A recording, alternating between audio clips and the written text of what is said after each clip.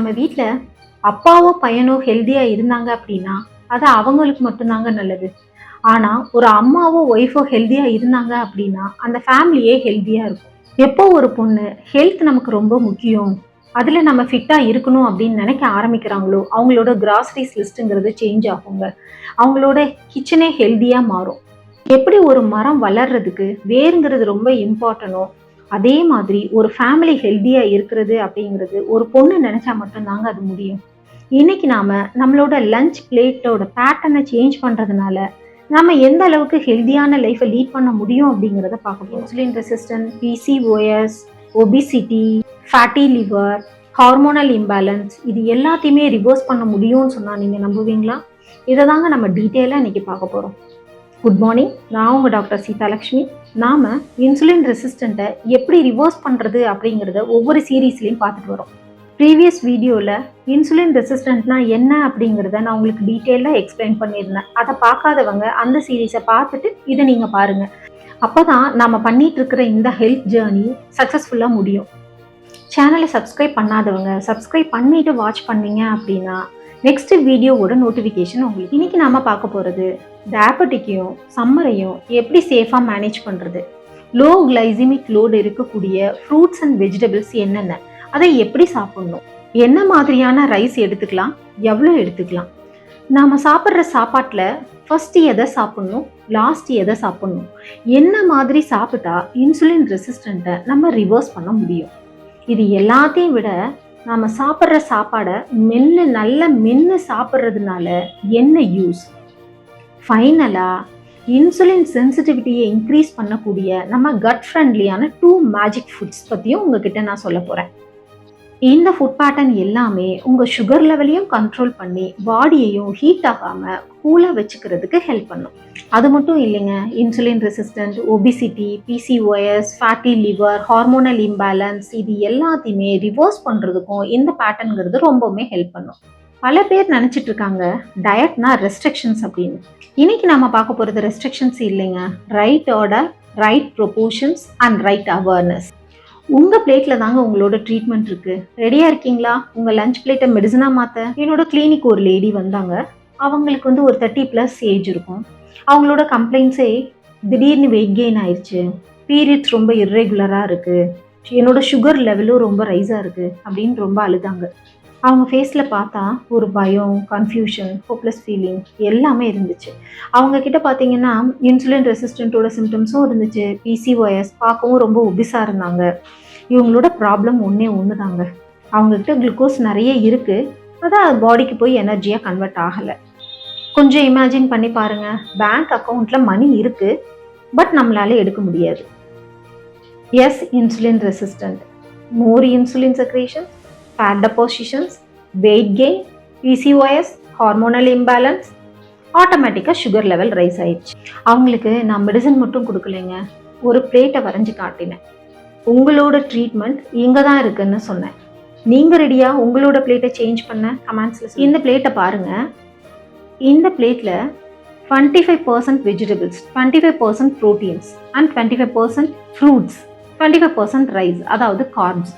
First நம்ம வெஜிடபிள்ஸில் low glycaemic index இருக்கக்கூடிய vegetables என்னென்னலாம் நம்ம எடுத்துக்கலாம் அப்படிங்கிறத நம்ம பார்க்கலாம். நாம் பூமிக்கு மேலே விளையக்கூடிய பச்சை காய்கறிகள் மற்றும் பச்சை கீரைகள், இது எல்லாமே லோ கிளைசிமிக் இண்டெக்ஸ் இருக்கக்கூடிய வெஜிடபிள்ஸ் தாங்க. என்னென்னு பார்த்தீங்கன்னா புடலங்காய், கத்திரிக்காய், கோவைக்காய், வாழைக்காய், பாகற்காய், சுரக்காய், முருங்கைக்காய், அவரை, பூசணி, கொத்தவரங்காய், வெண்டைக்காய், வெள்ளரிக்காய், இந்த மற்றும் அனைத்து கீரை வகைகளுமே லோ கிளைசிமிக் இண்டெக்ஸ் இருக்கக்கூடிய வெஜிடபிள்ஸ். இதில் நீர்க்காய்களை அதிகமாக நம்ம சேர்த்துக்கிறதுனால கிளைசிமிக் லோடும் நமக்கு கம்மியாக இருக்கும். அதே சமயத்தில் இந்த சம்மரை மேனேஜ் பண்ணுறதுக்கும் அது ரொம்பவுமே யூஸ்ஃபுல்லாக இருக்கும். ஒருத்தர் ஒரு நாளைக்கு 1/4 கிலோ காய்கறிகளாவது எடுத்துக்கிறது மட்டும்தாங்க ரொம்பவுமே ஹெல்தியான ஒரு ஃபுட் பேட்டர்ன். இந்த அனைத்து காய்கறிகளையுமே ஹை ஃபைபர் கண்டென்ட்டும் லோ கிளைசிமிக் லோடும் 25% ப்ரோட்டீன். இந்த ப்ரோட்டீன் ரிச் அஃபோர்டபுள் ஃபுட் அப்படின்னு பார்த்தா எக்கை தவிர வேறு எதுவுமே கிடையாதுங்க. ஸோ ஒருத்தர் டெய்லி ஒரு நாளைக்கு ஒரு எக்குங்கிறது நமக்கு ரொம்பவுமே எசென்ஷியல். எக்கு சாப்பிட முடியாதவங்க சென்னா, கொண்டக்கடலை, kidney beans, rajma, soya sucks இது எல்லாத்தையும் எடுத்துக்கலாம். இன்னும் ஒரு முக்கியமான ப்ரோட்டீன் ஃபுட் இருக்குங்க. அதுதான் நம்ம பச்சை பயிறு, அதாவது ஸ்ப்ரவுட் பண்ண பச்சை பயிறு. டெய்லி மார்னிங் இந்த ஸ்ப்ரவுட்ஸை ஒரு கைப்பிடி அளவு நம்ம சேர்த்துக்கிறதுனால நம்ம டயட்ல புரோட்டீன், மெக்னீஷியம், அயர்ன், பொட்டாசியம் இது எல்லாமே நமக்கு கிடைச்சிருதுங்க. அது மட்டும் இல்லாமல் இதில் காம்ப்ளெக்ஸ் கார்போஹைட்ரேட்ஸ் இருக்கிறதுனால நமக்கு தேவையான எனர்ஜிங்கிறது ஸ்லோவாக ரிலீஸ் ஆகும். இந்த பச்சை பயிரை ஸ்ப்ரவுட்டடாக சாப்பிட்றது ஒன்றும் அவ்வளோ கஷ்டம் இல்லைங்க. அதை மாதிரி இதை செய்கிறதும் ரொம்ப ஈஸி. நீங்கள் ஒரு மிட்டேயில், அதாவது ஒரு 10 o'clock அந்த மாதிரி நீங்கள் அதை சோக் பண்ணி வச்சிங்க அப்படின்னு சொன்னால், நீங்கள் ஈவினிங் அதை வடிச்சிட்டு ஒரு டிஃபன் பாக்ஸ்லேயோ இல்லை ஒரு ஹாட் பாக்ஸ்லேயோ போட்டு வச்சிங்கனாலே நெக்ஸ்ட் டே மார்னிங் உங்களுக்கு நல்ல ஸ்ப்ரவுட்டடாக கிடச்சிரும். ஸோ அதை நீங்கள் யூஸ் பண்ணிட்டு இந்த சைக்கிளை ரொட்டீனாக செய்யணும். அந்த பாக்ஸ் அதுக்காக தான், அந்த ஸ்ப்ரவுட்டுக்காகவே வச்சுருக்கக்கூடிய அந்த பாக்ஸை நீங்கள் செப்பரேட்டாக வச்சிடணும். ஸோ இந்த மாதிரி நீங்கள் ஒரு சைக்கிளாக இதை நீங்கள் யூஸ் பண்ணும்போது இதனால உங்களுக்கு அஃபோர்டபுள் ப்ரைஸில் உங்களால் ஒரு நல்ல ஒரு குட் சோர்ஸ் ஆஃப் ப்ரோட்டீனையும் நீங்கள் எடுத்துக்க முடியும். ஸோ இந்த வீடியோ பார்க்குற ஒவ்வொருத்தரும் மார்னிங் இந்த ஸ்ப்ரவுட்ஸை மறக்காமல் உங்களோட பிரேக்ஃபாஸ்ட்டில் சேர்த்துக்கோங்க. உங்கள் பிரேக்ஃபாஸ்ட் இதுலேருந்து தான் ஸ்டார்ட் ஆகணும். அந்த மாதிரி யாரெல்லாம் பண்ணுறீங்கிறதையும் எனக்கு கமெண்ட்ஸில் சொல்லுங்கள். நெக்ஸ்ட் நம்ம பார்க்க போகிற 25% ஃப்ரூட்ஸ். ஒரு விஷயத்த தெளிவாக புரிஞ்சுக்கோங்க. டயபெட்டிக் பேஷண்ட்ஸ்க்கு ஃப்ரூட்ஸுங்கிறது இனிமே கிடையாது. நம்ம ஜூஸாக எடுக்கிறது மட்டும்தான் ப்ராப்ளம். லோ கிளைசிமிக் லோடு இருக்கக்கூடிய ஃப்ரூட்ஸான கொய்யா, மாதுளை, ஆரஞ்சு, வேரிக்காய், நெல்லிக்காய், நாவல் பழம், ஆப்பிள் இது எல்லாமே சாப்பிட்லாங்க. பப்பாளி அப்படிங்கிறது அது நல்லா பழுக்கிறதுக்கு முன்னாடி இருக்கிற ஸ்டேஜில் எடுத்துக்கிறது ரொம்ப பெட்டர். இப்போ நீங்கள் வாட்டர்மெலன் எடுத்துக்கிறீங்க அப்படின்னா ஒரு நாளைக்கு 100 grams ஆஃப் வாட்டர்மெலன் அப்படிங்கிறது தாராளமாக நீங்கள் எடுத்துக்கலாம். நிறைய டயபெட்டிக் பேஷண்ட்ஸ் கேட்பாங்க, இது நாங்கள் இளநீர் குடிக்கலாமா அப்படின்னு. 250 ml இளநீர் நீங்கள் எடுத்துக்கிட்டீங்க அப்படின்னா அதோட கிளைசிமிக் இண்டெக்ஸ் அப்படிங்கிறது 5 தாங்க இருக்குது. கிளைசிமிக் இண்டெக்ஸ் 10க்கு கீழே இருக்கக்கூடிய எல்லா ஃப்ரூட்ஸ் அண்ட் வெஜிடபிள்ஸுமே ரொம்பவுமே சேஃப் தாங்க டயபெட்டிக் பேஷண்ட் எடுத்துக்கிறதுக்கு. நீங்கள் நான்வெஜ் சாப்பிட்றவங்களா இருந்தீங்க அப்படின்னா சிக்கனோ, ஃபிஷ்ஷோ, குழம்பாவோ, கிரேவியாவோ நீங்கள் எடுத்துக்கலாம். ஃப்ரை பண்ணுறதை அவாய்ட் பண்ணலாம். இந்த மாதிரி ஃபர்ஸ்ட் வெஜிடபிள்ஸ், ப்ரோட்டீன், தென் ஃப்ரூட்ஸ் இந்த மாதிரி நம்ம எடுத்துக்கும் போது நம்மளோட ஸ்டொமக்கில் ஒரு ஃபைபர் கோட் அப்படிங்கிறது உருவாகிடும். ஸோ நேச்சுரலாகவே நம்மளோட குளுக்கோஸோட அப்சார்ப்ஷன் அப்படிங்கிறது அந்த இடத்துல ஸ்லோவாயிரும். ஸோ இன்சுலின் ஸ்பைக்குங்கிறது அதிகமாக ஆகாது. இதுக்கு அப்புறம் தான் லாஸ்ட்டாக இருக்கக்கூடிய 25% ரைஸ், அதாவது கார்ப்ஸை எடுத்து இதில் கைக்குத்தல் அரிசின்னு சொல்லக்கூடிய பழுப்பு அரிசியோட கிளைசிமிக் இண்டெக்ஸ் அப்படின்னு பார்த்தோம்னா 50 to 60% இருக்குங்க. சிவப்பரிசியில் ஆன்டி ஆக்சிடென்ட்ங்கிறது ரொம்ப அதிகமாக இருக்கிறதுனால இதோட கிளைசிமிக் இண்டெக்ஸ் அப்படிங்கிறது 50 to 55% இருக்கும். கருப்பு கவுனி அரிசியோட கிளைசிமிக் இண்டெக்ஸ் 40 to 45%. எந்த அளவுக்கு அரிசியோட நீளம் அதிகம் ஆகுதோ அந்த அளவுக்கு அதோட கிளைசிமிக் இண்டெக்ஸ் அப்படிங்கிறது கம்மியாகும். For example basmati rice and Sona Masoori rice இதுல எல்லாம் பார்த்தீங்கன்னா கிளைசிமிக் இண்டெக்ஸ்ங்கிறது கம்மியாக இருக்கும். நம்ம ஒயிட் ரைஸோட கிளைசிமிக் இண்டெக்ஸ் அப்படிங்கிறது 70 to 90%. இதில் அமைலோபெப்டின் இன்க்ரீஸாக இருக்கிறதால பிளட் சுகர் லெவலையும் இது இன்க்ரீஸ் ஆகும். சாதத்தை நம்ம வடித்து சமைக்கிறதுனால இதில் ஒரு 3 to 5% ஸ்டார்ச்ங்கிறது குறையும். நம்ம சாதத்தை சமைக்கும் போது ஒரு ஸ்பூன் ஆயில் விட்டு சமைச்சோம் அப்படின்னா அதில் அமைலோஸ் லிபிட் காம்ப்ளெக்ஸ் உருவாகும். ஸோ இது பிளட் சுகர் லெவலை ஏற விடாது. இப்போ சிறுதானியங்களான வரகு, தெனை, சாமை, குதிரைவாளி இந்த மாதிரியும் மட்டை ரைஸ் அந்த மாதிரி எடுத்துக்கிறதுனால இதுல ஃபைபர் கண்டென்ட் ரொம்ப அதிகமாகவும் கிளைசிமிக் இண்டெக்ஸுங்கிறது கம்மியாகவும் இருக்கிறதுனால டைஜஷன் அப்படிங்கிறது ரொம்ப ஸ்லோவா நடக்குங்க. ஸோ இன்சுலின் ஸ்பைக் ஆகாது. இப்போ மில்லட்ஸ் அப்படிங்கிறது எல்லாருக்குமே அஃபோர்டபுள் கிடையாது, எல்லாருனாலையுமே மில்லட் சாப்பிட முடியாது அப்படின்னு நீங்க சொல்றது எனக்கு புரியுது. உங்களுக்கு ஒரு சொல்யூஷன் வச்சிருக்கீங்க. இன்னைக்கு நாம குக் பண்ணக்கூடிய இந்த ரைஸை ரெஃப்ரிஜரேட் பண்ணி நெக்ஸ்ட் டே அதை நீங்க ரீஹீட் பண்ணி சாப்பிடும் போது அதுல ரெசிஸ்டன்ஸ் ஸ்டார்ச் இன்க்ரீஸ் ஆகுது. ஸோ இது பிளட் சுகர் லெவல் ஸ்பைக் ஆகாம ப்ரிவென்ட் பண்ணுங்க. பட் ஒரு விஷயத்த ஞாபகம் வச்சுக்கோங்க, அந்த ரைஸை நீங்க ஒன்ஸ் தான் ரீஹீட் பண்ணணும். ரீஹீட் பண்ண உடனேயே அதை நீங்க யூஸ் பண்ணிடணும். அதை நீங்க மறுபடியும் அதை ஸ்டோர் பண்ணீங்க அப்படின்னா அதுல பாக்டீரியல் க்ரோத் வர்றதுக்கு நிறைய சான்சஸ் இருக்கு. டெய்லி இதோட ஒரு ப்ரோபயாட்டிக் ப்ளஸ் ப்ரீபயாட்டிக் சேர்ந்த ஒரு ரைத்தா, அதாவது ஒரு தயிர் பச்சடி. அது நீங்கள் வெள்ளரிக்காய் தயிர் பச்சடியாக இருக்கலாம், இல்லை வெள்ளை பூசணி தயிர் பச்சடியாக இருக்கலாம், இல்லை முள்ளங்கி தயிர் பச்சடியாக இருக்கலாம். இந்த மாதிரி ப்ரோபயாட்டிக் ப்ளஸ் ப்ரீபயாட்டிக் சேர்ந்த ஒரு பச்சடியை டெய்லி வந்து உங்கள் ஃபுட்டில் ஆட் பண்ணிக்கோங்க. அவ்வளோதாங்க. இப்படி தான் நம்மளோட லஞ்ச் பிளேட்டை நாம் சாப்பிட்ணும். ஃபர்ஸ்ட்டு வெஜிடபிள்ஸ், தென் ப்ரோட்டீன், நெக்ஸ்ட் ஃப்ரூட்ஸ், அப்புறமா தான் கார்ப்ஸ், அதாவது ரைஸ். ஸோ ரைஸுங்கிறது நம்மளோட ஃபுட்டில் வந்துட்டு லாஸ்ட்டு தான் வரும். ஆனால் நம்ம எப்படி சாப்பிட்டுட்ருக்கோம்? ஃபஸ்ட்டு எடுத்ததும் சாம்பார் சாதம், அடுத்தது ரசம் சாதம், அப்புறம் தயிர் சாதம், இப்படி சாதம் சாதம் சாதம்னு சாதத்தை மட்டுமே பேஸ் பண்ணி நம்மளோட ஃபுட் பேட்டர்னுங்கிறது இருக்குது. ஸோ பொரியல்ங்கிறது தொட்டுக்கிறதா தான் இருக்குது. ஆனால் இனிமே நம்ம எப்படி அதை சேஞ்ச் பண்ணணும்னா, சாப்பாடுங்கிறத தொட்டுக்கிறதா வச்சுக்கணும், பொரியல்ங்கிறது தான் மெயின் கோர்ஸாக வச்சுக்கணும். இந்த மாதிரி தான் நம்மளோட லஞ்ச் பிளேட்டை நாம் ஃபார்ம் பண்ணணுங்க. ஒரு விஷயம் புரிஞ்சுக்கோங்க, ரைஸுங்கிறது எப்போவுமே நமக்கு எனிமி கிடையாது. எக்ஸஸ் கார்ப்ஸ் அதிகம் ஆகும்போது சுகர் ஸ்பைக்குங்கிறது ரொம்ப அதிகமாக ஆகுது. ஸோ அதனால தான் ரைஸை குறைக்க சொல்கிறோம், ரைஸை லாஸ்ட்டாக எடுக்க சொல்கிறோம். ஓகே, இப்போது எதெல்லாம் சாப்பிட்ணுன்னு பார்த்தாச்சு. இனி இதெல்லாம் எப்படி சாப்பிட்ணுங்கிறத பார்க்கலாம். நம்ம சாப்பிட்ற ஃபுட்டை நல்லா மென்று சாப்பிடும்போது நம்ம சலைவாவில் இருக்கக்கூடிய என்சைம்ஸோடு அது நல்லா மிக்ஸ் ஆகுது. ஸோ 50% ஆஃப் டைஜஷன் அப்படிங்கிறது நம்ம வாயிலேயே கம்ப்ளீட் ஆகிடுதுங்க. பாதி அரைக்கப்பட்ட உணவு வந்துட்டு நம்ம ஸ்டொமக்குக்கு போகும்போது ஸ்டொமக்குக்கு ரொம்பவுமே ஈஸியாக இருக்கும் அந்த ஃபுட்டை டைஜஸ்ட் பண்ணுறது அப்படிங்கிறது. ஸோ நம்ம இந்த மாதிரி சாப்பிடும்போது நமக்கு கேஸ்ட்ரிக் ப்ராப்ளம்ஸோ இல்லை ப்ளோட்டிங் இஷ்யூஸோ இல்லை இன்டைஜஷன்ஸ் ப்ராப்ளம்ஸோ இந்த மாதிரியான எந்த இஷ்யூஸுமே வராமல் நம்ம பாதுகாக்க முடியும். இந்த மாதிரி நம்ம மெதுவாக மென்று சாப்பிடும்போது நம்மளோட சுகர் ஸ்பைக்குங்கிறது ரொம்ப அதிகமாக இருக்காதுங்க. ஏன்னா மென்று சாப்பிடும்போது ஃபுல் ஃபீலிங் அப்படிங்கிறது வந்துட்டு ரொம்ப சீக்கிரமாகவே வந்துடும்.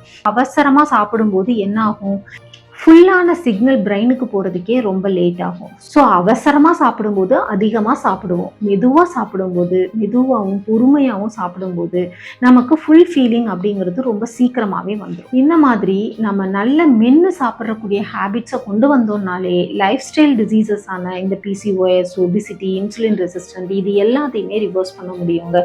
ஸோ இந்த மாதிரி ஒவ்வொரு ப்ரொசீஜர்ஸான அந்த வீடியோ பார்த்ததுக்கப்புறம் யாரெல்லாம் ரொம்ப நல்ல மென்று சாப்பிட்றீங்களோ அவங்களும் மறந்துடாம கமெண்ட்ஸ்ல சொல்லுங்க. இனியாச்சும் நம்ம சாப்பிட்ற சாப்பாட்டை மெதுவா நல்ல டேஸ்ட் பண்ணி மென்று சாப்பிடலாமா? இன்னொரு விஷயமும் புரிஞ்சுக்கோங்க, நம்ம ஹெல்த்தி ஃபுட் அப்படிங்கிறது நீங்கள் சாப்பிட்ற பீஸா மாதிரியோ பர்கர் மாதிரியோ ரொம்ப டேஸ்டியாக இருக்காதுங்க. அது ஹெல்த்தியாக மட்டும்தான் இருக்கும். எப்போவுமே அப்பா சமையலாகட்டும் அம்மா சமையலாகட்டும் ரெண்டுமே ஆரோக்கியம் மட்டும்தான் கொடுக்கும். இப்போ நம்ம ஃபைனலாக சூப்பர் ஃபுட்ஸை பற்றி பார்க்கலாம். ஃபர்ஸ்ட் ஃபுட்டு ஃபெனுக்ரிக், வெந்தயம், அதுவும் ஸ்ப்ரவுட்டட். இது டயபெட்டிக்கை நேச்சுரலாக கண்ட்ரோல் பண்ணுறதுல ஒரு சூப்பர் ஃபுட்டுங்க. இது எவிடன்ஸ் பேஸ்டு ஸ்டடி. டெய்லி மார்னிங்கும் சரி லஞ்சுக்கு முன்னாடியும் ஒரு 15 மினிட்ஸ் பிஃபோராகவே நீங்கள் வந்து ஸ்ப்ரவுட்டடாக இருக்கக்கூடிய வெந்தயத்தை சாப்பிட்டுட்டு நீங்கள் சாப்பிடும்போது உங்களோட இன்சுலின் ஸ்பைக்குங்கிறது ஆகாது. இதில் இருக்கக்கூடிய கேலக்டோமேனன் அப்படிங்கிற ஃபைபர் இன்சுலினோட சென்சிட்டிவிட்டியை இன்க்ரீஸ் பண்ணுது, இன்சுலின் ரெசிஸ்டண்ட்டை கம்மி பண்ணுது. அது மட்டும் இல்லாமல் எல்டிஎல்னு சொல்லக்கூடிய கெட்ட கொலஸ்ட்ராலோட லெவலில் கம்மி பண்ணுது. இன்சுலின் ரெசிஸ்டண்ட்க்கு நேச்சுரல் ரெமடியாக சொல்லப்படுதுங்க. இதில் கேலக்டோகாக்கஸ் இருக்கிறதால ஃபீடிங் மதருக்கு it's very good for milk செக்ரீஷன்ஸுங்க. இது மட்டும் இல்லைங்க, இது பிசிஓஎஸ்க்கும் ஹேர் ஃபாலுக்கும் it's very good source for a natural ரெமடிங்க. அது மட்டும் இல்லாமல் நமக்கு நேச்சுரலாகவே நம்ம பாடிக்கு ஒரு கூலிங் எஃபெக்டையும் இது கொடுக்குது. வெந்தயத்தை நம்ம ஸ்ப்ரவுட்டட் ஆக்கி சாப்பிடும்போது அதில் இருக்கக்கூடிய கசப்புத்தன்மை மாறிடுது. ஸோ இதை நீங்கள் தாராளமாக சாப்பிட்லாம். எவ்வளவோ மெடிசன்ஸ் வாங்கி ஹாஸ்பிட்டலில் போய் பில் பே பண்ணுறதுக்கு நிற்கிறதுக்கு நம்ம இந்த வெந்தயத்தை நம்ம வீட்டில் கிச்சனில் இருக்கக்கூடிய ஐட்டம்ஸையே நம்ம ஏன் மெடிசனாக மாற்றிக்க கூடாது? இப்போது நான் சொல்லிட்டு இருக்கிற இந்த ஃபுட் பேட்டர்ன் ஒரு டயபெட்டிக் பேஷண்ட் மட்டும்தான் ஃபாலோ பண்ணணும், இல்லை ஒரு ஒபிசிட்டி இருக்கிறவங்க தான் ஃபாலோ பண்ணணும் அப்படிங்கிறது டெஃபினட்டாக இல்லைங்க. இந்த மாதிரியான ஃபுட் பேட்டர்னை நம்ம குழந்தைங்களுக்கும் சரி இப்போ வர டீனேஜர்ஸ் எல்லாருமே இந்த மாதிரியான பேட்டர்ன்ஸை ஃபாலோ பண்ணுறதுனால நாளைக்கு அவங்க ஒரு ஒபிசிட்டி கிளினிக்லேயோ ஒரு ஃபெர்டிலிட்டி கிளினிக்லேயோ போய் நிற்கணும் அப்படிங்கிற அவசியம் இருக்காது. பாருங்க, நமக்கு 70% ஆஃப் இம்யூனோ செல்ஸ் அப்படிங்கிறது நம்மளோட கட்டில் தாங்க இருக்குது. நம்மளோட கட்டை எந்த அளவுக்கு சேஃபாக ஹெல்த்தியாக பார்த்துக்கிறோமோ அந்த அளவுக்கு நாமளும் நம்ம பாடியும் ரொம்ப ஹெல்த்தியாக இருக்கும். இந்த மாதிரி நம்ம கட்டை ரொம்ப ஹெல்த்தியாக பார்த்துக்கிறதுக்கு யூஸ் ஆகக்கூடிய சூப்பர் ஃபுட்டு தாங்க நெக்ஸ்ட் நம்ம பார்க்க போகிறது. அது வேற எதுவும் இல்லைங்க, நம்ம புவர் மேன் ஃபுட் அப்படின்னு ஒதுக்கி வச்ச நம்ம பழைய சாதம் தான். இந்த பழைய சாதத்தை பற்றின ஒரு ரிசர்ச் ஸ்டடி நம்ம Chennai Stanley medical college research சென்டரில் வெளியிட்டிருக்காங்க. It's a rich natural probiotic and it has more dietary fibers. நாம் இந்த பழைய சாதத்தை தண்ணியில் ஊற வைக்கும்போது இதில் இருக்கக்கூடிய ரெசிஸ்டன்ஸ் ஸ்டார்ச் அப்படிங்கிறது 270% வந்துட்டு இன்க்ரீஸ் ஆகுதுங்க. அதனால கிளைசிமிக் லோட் ரொம்பவுமே குறைஞ்சிருது. அது மட்டும் இல்லாமல் இதில் இருக்கக்கூடிய ப்ரோட்டீன் கண்டென்ட் 24% இன்க்ரீஸ் ஆகுது. அது மட்டும் இல்லாமல் அயன் அப்சார்ப்ஷன்ஸ் 12% இன்க்ரீஸ் ஆகுதுங்க. Zinc, selenium and B complex and vitamins அப்சார்ப்ஷனும் இன்க்ரீஸ் ஆகுதுன்னு சொல்லியிருக்காங்க. இதில் 200+ பயோ ஆக்டிவ் காம்போனன்ட்ஸ் இருக்கிறதுனால இது நம்மளோட இம்யூனிட்டி அண்ட் ஓவரால் ஹெல்த்தை இம்ப்ரூவ் பண்ணுறதுக்கு ரொம்பவுமே ஹெல்ப் பண்ணுதுன்னு சயின்டிஃபிக் எவிடன்ஸாக ப்ரூவ் பண்ணியிருக்காங்க. இதுக்கு மேலே நமக்கு என்னங்க வேணும்? நம்ம கிராண்ட் பேரண்ட்ஸோட ரெகுலர் ஃபுட்டாக இருந்த பழைய சாதம் இப்போ எவிடன்ஸ் பேஸ்டு ஸ்டடியில் நேச்சுரல் ப்ரோபயோட்டிக் ஃபுட் அப்படின்னு சொல்லியிருக்காங்க. நெக்ஸ்ட் வீடியோவில் நம்ம பிரேக்ஃபாஸ்ட் அண்ட் டின்னர் எப்படி ஹெல்த்தியாக சாப்பிட்லாம். அதாவது நம்ம சவுத் இந்தியன் ஃபுட்டான இட்லியவோ தோசையவோ நம்மளால எப்பவுமே காம்ப்ரமைஸ் பண்ண முடியாது. பட் அதை நம்ம ஹெல்த்தியாக சாப்பிட முடியும்ல, அதை எப்படி நம்ம ஹெல்த்தியாக சாப்பிட்லாம். நம்ம சாப்பிட்டதுக்கப்புறம் சில விஷயங்களை பண்ணால் நம்ம இன்சுலின் ஸ்பைக் ஆகாமல் தடுக்க முடியும். அது என்னென்ன டெக்னிக்ஸ் அப்படிங்கிறதையும் நம்ம நெக்ஸ்ட் வீடியோவில் பார்க்கலாம்.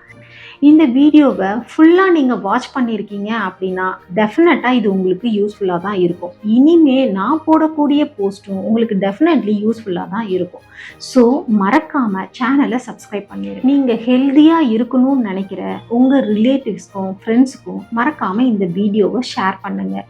இந்த வீடியோவை பார்த்து ஒருத்தர் உங்களோட லஞ்ச் பிளேட்டை சேஞ்ச் பண்ணீங்க அப்படின்னா டெஃபினட்டாக இந்த ஹெல்த் ஜேர்னி அப்படிங்கிறது எனக்கு சக்ஸஸ்ஃபுல் தான். Thank you for watching.